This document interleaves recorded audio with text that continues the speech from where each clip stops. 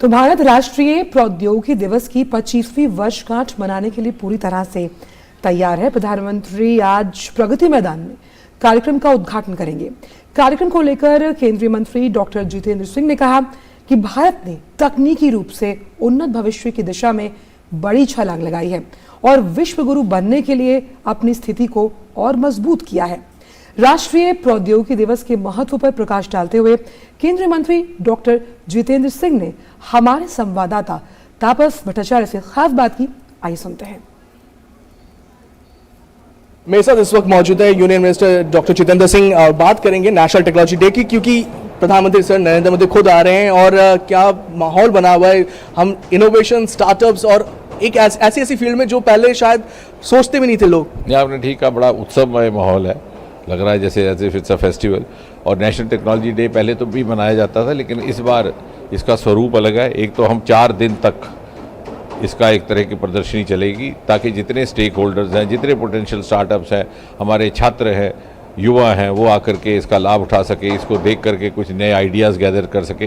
और हमारा ये सौभाग्य कि इसका उद्घाटन प्रधानमंत्री श्री नरेंद्र मोदी जी स्वयं करेंगे, क्योंकि ये उन्हीं को श्रेय जाता है कि आज विज्ञान, नवाचार, प्रौद्योगिकीकरण के क्षेत्र में हम सर ऊंचा करके पूरे गर्व के साथ ये बात कह सकते हैं कि भारत अब अग्रणी श्रेणी में आया। अब अभी आपने देखा, आपकी बगल में अंतरिक्ष वाला स्टॉल था, यहाँ ये स्टार्टअप्स हैं। This is absolutely a new phenomena. ये मोदी जी के कारण संभव हुआ, नहीं तो पहले स्टार्टअप और वो भी अंतरिक्ष में कभी किसी की कल्पना से बाहर था। वहाँ आपने देखा अर्थ साइंस, लोग जानते नहीं थे अर्थ साइंस का विभाग करता क्या, वहाँ वो डीप सी मिशन, वो उसकी भी घोषणा प्रधानमंत्री जी ने अपने स्वतंत्रता दिवस के संबोधन में की। तो मुझे लगता है कि गत 9 वर्षों में जो प्रधानमंत्री जी के नेतृत्व में और उनके सहयोग और सहायता से जो भारतीय वैज्ञानिकों को, हमारे शोधकों को, हमारे स्टार्टअप्स को जो आउटलेट मिला, जो एक इनेबलिंग एटमॉस्फेयर मिला, उसका ये नतीजा है कि इतना भव्य यहाँ पर आयोजन संभव हुआ है। एक चीज़ जानना है कि आपने कहा स्टार्टअप की बात हम बार कर रहे हैं और एक तरह से प्रधानमंत्री का ये एक सपना था और आज हम इकोसिस्टम में 3rd नंबर पहुँच गए।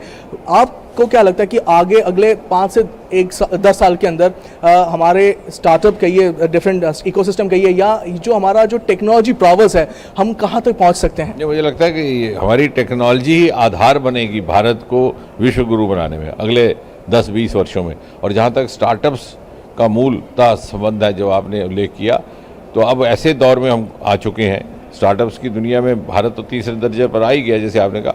अब विदेशों में भी भारत के ही स्टार्टअप्स नए इनिशिएटिव लेकर के सामने आ रहे हैं।